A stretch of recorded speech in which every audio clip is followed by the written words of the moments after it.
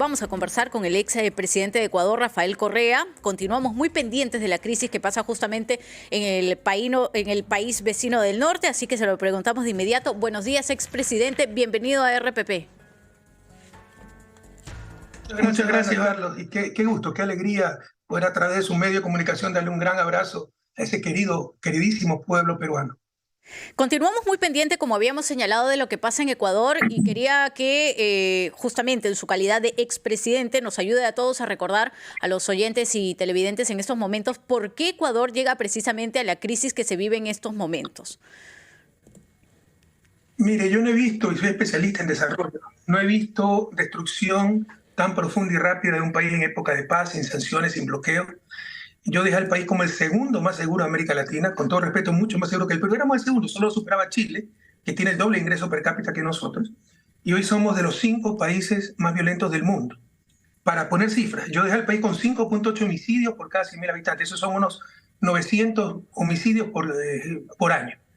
El año pasado cerramos, 2023, con 43 homicidios por cada 100.000 habitantes. Eso significa cerca de 7.800 homicidios. ¿A qué se ve esto? Al desmantelamiento del Estado, a la destrucción de todas las políticas por hacer quedar mal a Correa, por la politiquería, eliminar a un Ministerio de Seguridad que coordinaba hasta con Colombia, hasta con Perú, ¿no? Porque las armas no vienen del Perú, la droga no viene de Colombia. Coordinaba todos los sectores de seguridad, que es inteligencia, Fuerzas Armadas, policía, dentro del país e internacionalmente, porque el crimen organizado se combate internacionalmente, con coordinación internacional. Eliminaron el Ministerio de Justicia encargado de las cárceles. Se tomaron las cárceles, las repartieron por pabellones, ¿no? Llenas de corrupción. Eliminaron el Ministerio de Interior, encargado exclusivamente de la Policía y la Seguridad Ciudadana, donde medíamos con tablero de control los éxitos y los avances de la policía. En el 2018, con una consulta mañosa e inconstitucional, se tomaron todas las instituciones del Estado, sacaron 70% de la Corte Nacional, pusieron a los peores, eliminaron la Corte Constitucional durante 6-7 meses, declararon vacancia constitucional y desarmaron institucionalmente al país. Y a esto se añade, esto que ya era suficientemente grave, que los carteles de la droga de México empiezan a ver al sur por problemas de mercado, por el fentanilo, etcétera, en Estados Unidos. El cartel de Sinaloa entra en contacto con nuestros grupos, con los grupos ecuatorianos de crimen organizado. Después el cartel Jalisco Nueva Generación, se empoderan aún más esos grupos, tienen financiamiento y son lo que son ahora, más armados que las Fuerzas Armadas, y lamentablemente han dado un paso que no ha ocurrido antes, yo no sé ni siquiera en Perú, pero en Ecuador no ha ocurrido nada antes, ¿no? Que infiltró el Estado. El crimen organizado ha infiltrado Fuerzas Armadas, Policía Nacional, Sistema de Justicia, Sistema Carcelario y de seguro, por lo menos, el anterior gobierno de Guillermo Lasso. Señor Correa, ¿y cómo califica usted las decisiones que ha tomado el actual gobierno de su país, del Ecuador, a través del presidente Daniel Noboa, para detener justamente esta ola de violencia que azota a su país? Mira, ha sido en su gran mayoría errática, pero en lo central creo que hizo lo correcto. Cuando declara el crimen organizado la guerra al Estado, decreta un estado de emergencia. El segundo, el que primero lo había hecho, pero muy tibio, denunciando o proclamando conflicto interno y que las Fuerzas Armadas salgan con todo su poder, incluso letal. Esto además desbarata tantas mentiras, ¿no? Porque por la politiquería han dicho, Lasso, Moreno, ustedes pueden revisar, que no podían salir las Fuerzas Armadas a cuidar el orden, a tomar las prisiones, por las leyes garantistas de Correa, por la Constitución de Correa. Esto era mentira, siempre se supo, siempre se pudo. Y lo está demostrando Noboa, que con la misma Constitución, las mismas leyes, ahora las Fuerzas Armadas están en las calles, están controlando las cárceles, y eso es tremendamente acertado por parte del presidente. Lamentablemente, no existe un plan integral de seguridad. Nuestras Fuerzas Armadas son muy profesionales, lo están haciendo muy bien, pero no es suficiente. No existe un plan integrado de seguridad y no existe nada tampoco con respecto a recuperación económica. En consecuencia, pues el muchacho desempleado sin estudio es fácil presa de estos grupos organizados delincuenciales. Ahora, señor Correa, yo quería preguntarle un poco por la información también que se manejó en su gobierno con relación a justamente el tráfico o el narcotráfico de armas y de explosivos de Perú hacia Ecuador, porque es algo también que se ha puesto en mesa de debate en los últimos días con relación a lo que se ha encontrado en Ecuador. ¿Qué información se manejaba y si en todo caso se dio algún tipo de diálogo para evitar esto? Realmente no recuerdo si el problema era tan grave. Siempre ha habido problemas, pero ahora sí tenemos mucha información que gran parte de las armas entraron por la frontera sur. Sin embargo, también hay información, pero son cuestiones de inteligencia en el país, de que hay parte de Fuerzas Armadas, armamento de nuestras Fuerzas Armadas y la Policía Nacional. ¿no? Que hay elementos corrompidos. Entonces siempre hemos tenido problemas con la frontera, ¿no? Frontera norte, la cocaína viene del Putumayo en estos momentos, de Colombia, y frontera sur era básicamente que contrabando en general, pero algunas veces también tráfico de armas, pero ni de lejos, hasta donde recuerdo, ni de lejos se aproximaba al problema que tenemos actualmente. Ahora, en el Perú, le comentamos, señor Correa, el jefe del sistema penitenciario ha advertido, que Perú va a expulsar a reos del Ecuador si Noboa toma una decisión similar en su país, ¿no? Expulsar reos peruanos. Hay otra posibilidad también que se ha esgrimido, que es el cierre de fronteras, la frontera peruano-ecuatoriana. ¿Usted cree que estas serían buenas alternativas para reducir los índices de criminalidad, ¿no? y el paso de delincuentes de Ecuador hacia Perú y viceversa? Cuidado, perdemos más de lo que ganamos por perder la sensatez, ¿no? No se trata de cerrar fronteras, se trata de controlarlas de mejor manera. No se trata de quién es más bravo, yo te mando los presos peruanos que están en Ecuador y tú me mandas los presos ecuatorianos que están en Perú. Hay tratados al respecto, regionales, a nivel interamericano, o al menos latinoamericano. Yo lo traté de hacer con mi gobierno, pero como, por ejemplo, sobre todo con Colombia, hay muchos más presos colombianos en Ecuador que ecuatorianos en Colombia, no le convenía a Colombia y siempre me dieron larga.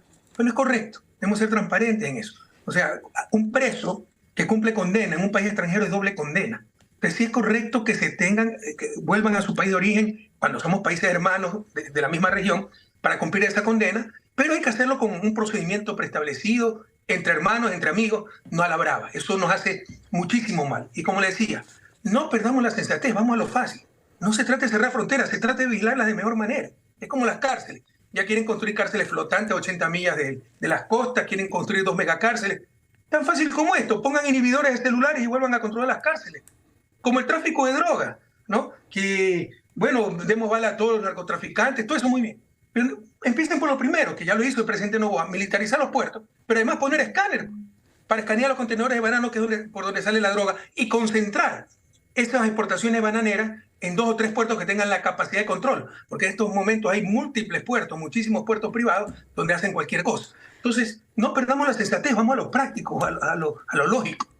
Ahora, señor Correa, ¿qué le responde? Porque, por ejemplo, hace unos días conversábamos con la expresidenta Rosalía Arteaga Serrano y ella decía que este problema tiene muchísimos años, más de 10 años, me refiero a la crisis que ha ido creciendo en Ecuador, al narcotráfico, al uso de explosivos, de armas, de amenaza, de extorsión. Pero ella decía que parte de esto surgía justamente con algunas flexibilizaciones que usted dio en su gobierno a algunas bandas. Y mencionaba, por ejemplo, la banda de Latin Kings, que es una de las 22 bandas que se han mencionado ahora como las que generan justamente terror y miedo en Ecuador. Y permítame agregar a ello también, por ejemplo, otro aspecto en la cual lo responsabilizan a usted, hablo de sus opositores obviamente, de que levantó el requisito de pedir documentos a extranjeros sospechosos que entraban al Ecuador, la desarticulación de la base estadounidense en la localidad de Manta. ¿Qué le responde a todos estos críticos que han justamente dado como causales del agravamiento, entre otros aspectos, señor Correa,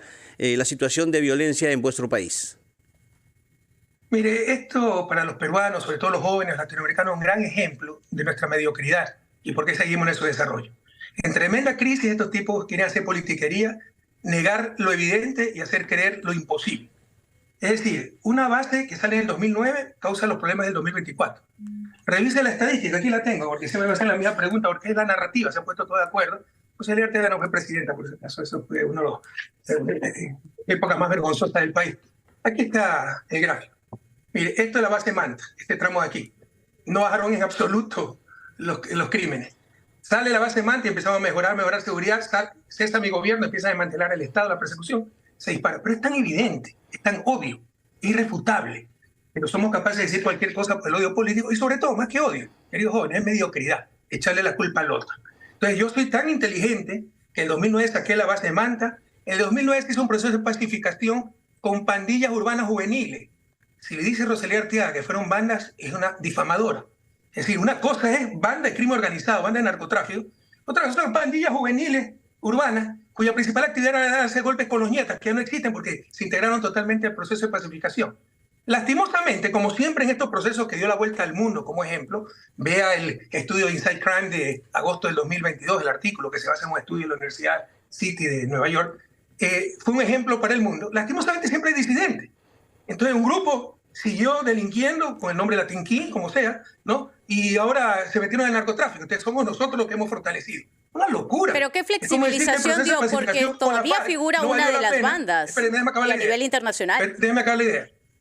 Déjeme acabar la idea. No la escuché, déjeme acabar la idea. Después con todo gusto la pregunta. ¿Cómo que sí? Con el proceso de pacificación de la FARC, porque hubo disidentes de la FARC que se unieron al narcotráfico, la culpa del proceso de pacificación y no había que hacerlo. O sea, es una locura.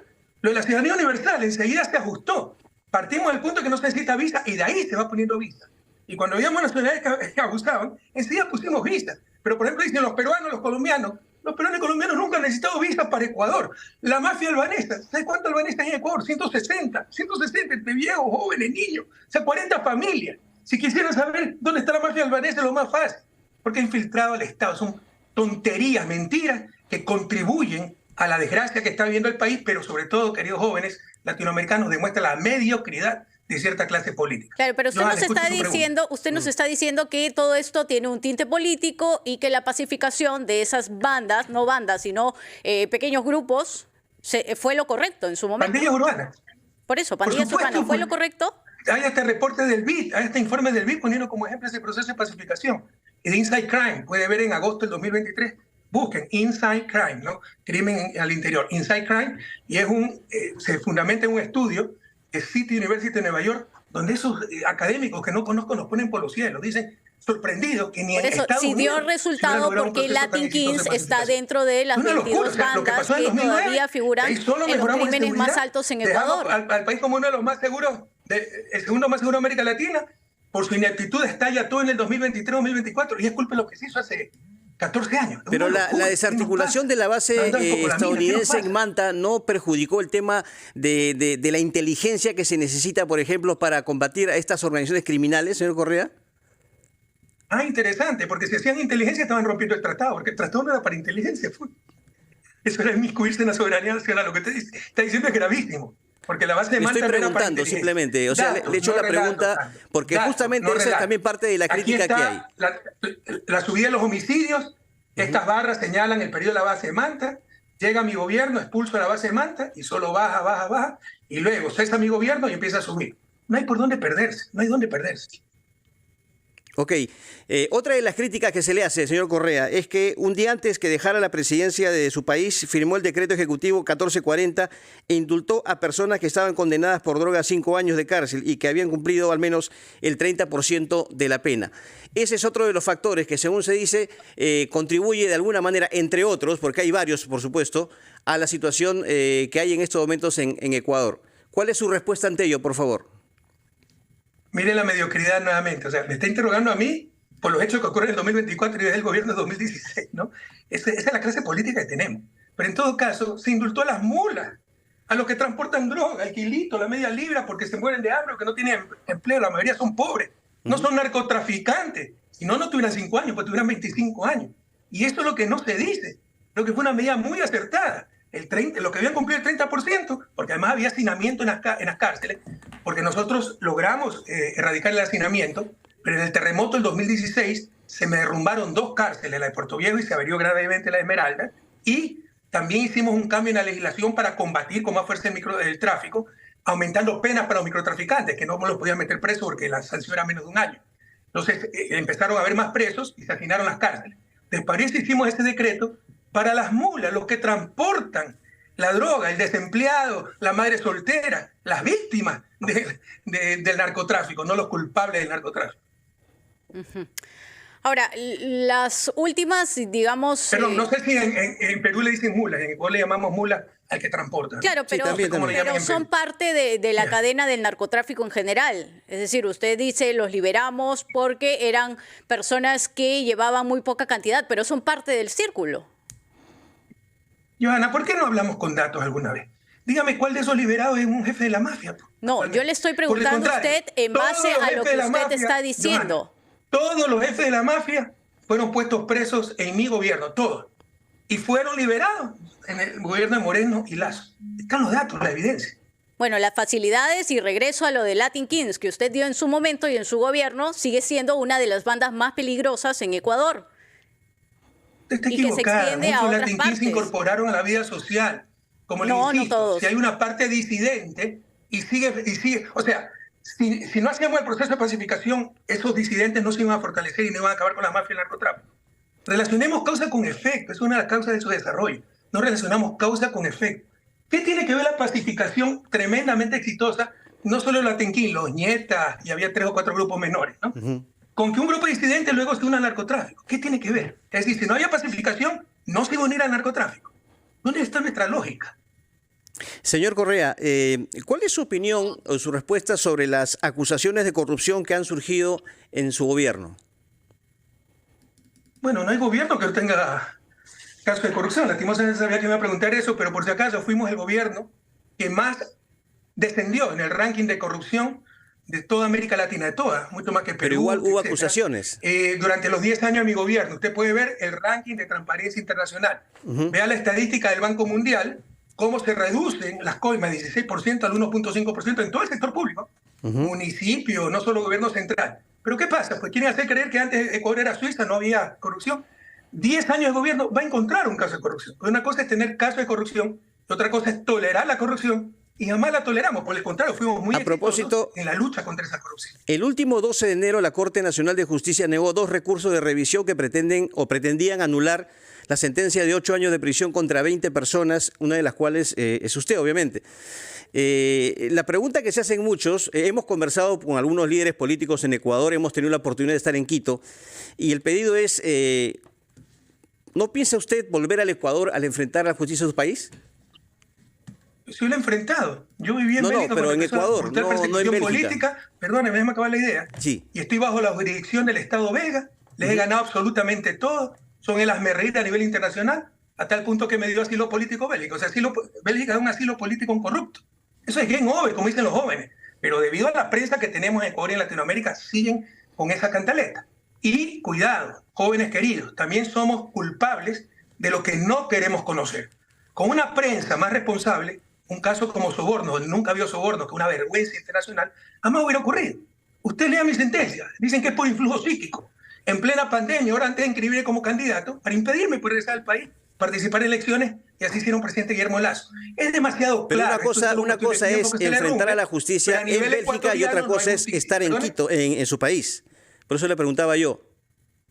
Pero yo residí en Bélgica, pues yo salí en 2017 con 70% de apoyo popular, sin una infracción de tránsito. Nos traiciona Moreno, se ponen todos de acuerdo para evitar que vuelva a la vida política y empieza la persecución, pero estoy bajo la jurisdicción del Estado belga, pues, y le he ganado absolutamente todo. A nivel de Interpol, hay 6 reportes del relator de Naciones Unidas de Independencia Judicial, pero nada de eso informa a la prensa. Lo que estamos viendo es una tremenda injusticia. Yo creo que ustedes son personas justas. Investiguen. Y se dice, un abogado competente, que ese juicio tiene pies y ni cabeza. Yo voy al Ecuador, ¿qué le parece? Pero investiguen, no sean cómplices de una brutal persecución política y una terrible injusticia. Bueno, otro tema también es la pobreza que afronta Ecuador actualmente. Y regreso a su gobierno para recordar un poco las medidas que se hizo justamente para combatir la pobreza. Actualmente en Ecuador hay pobreza en las zonas urbanas, en las zonas rurales, llega casi al 50%. ¿Qué se hizo desde su gobierno? Porque este es otro punto que se liga netamente a la crisis que se vive en Ecuador. Y nos referimos a la crisis de violencia, que tiene por supuesto un punto también en la pobreza de ese país. Yo le decía que no he visto una destrucción tan profunda y rápida de un país en época de paz. Le di el ejemplo de seguridad, el segundo más seguro de América Latina, con 900 muertes por año, 18 millones de habitantes, a uno de los 5 más violentos del mundo, con 7.000, casi 8.000 muertes por año. Pero otro indicador, un indicador es la energía eléctrica. Yo dejé al país como exportador de energía, lo encontré con corte. Le damos como exportador, le vendíamos energía a Colombia y Perú. Ahora de nuevo tenemos corte de luz y le compramos energía a Colombia, carísima, dicho sea de paso. Y otro indicador crucial es el ingreso per cápita. Está a niveles del 2011. Nos han retrocedido 12 años para el desarrollo, porque el ingreso per cápita es el principal indicador, no es exhaustivo, no completo, pero solo si usted tiene que escoger un indicador, es el ingreso per cápita de desarrollo. Y estamos a nivel de 2011. La pobreza ha aumentado brutalmente, la desigualdad ha aumentado. En mi gobierno, usted puede revisar, fuimos los campeones regionales de reducción de la pobreza y reducción de la desigualdad. Yo encontré el coeficiente Gini, es una cuestión un poco técnica, en 55. Usted dejó un muy buen país, en 52 por ahí, y lo dejamos en 44, muy por debajo del promedio latinoamericano. Y 2 millones de personas salieron de la pobreza. Señor Correa, ¿tiene usted intención de volver al poder en Ecuador? Ah, esa es la pregunta que me hizo el colombiano, ya se hablaron. Bueno, Mire, yo no tenía la intención, pero he visto tanta maldad y periodismo tan sesgado que ya me están dando ganas de volver, créanme. le están dando ganas de volver a postular. Viendo tanta maldad, tanto mal periodismo, me están dando ganas de volver, viendo la destrucción de mi país, porque yo creo que alguien más lo puede hacer, siguiendo las políticas. ¿Usted lo puede hacer? Tan exitosas del 2007 al 2017. A ver, Pero se con lo tanta preguntamos maldad, seriamente tanta porque... información, ya me están dando ganas de volver. ¿Pero lo toma en serio, señor ¿Perdón? Correa?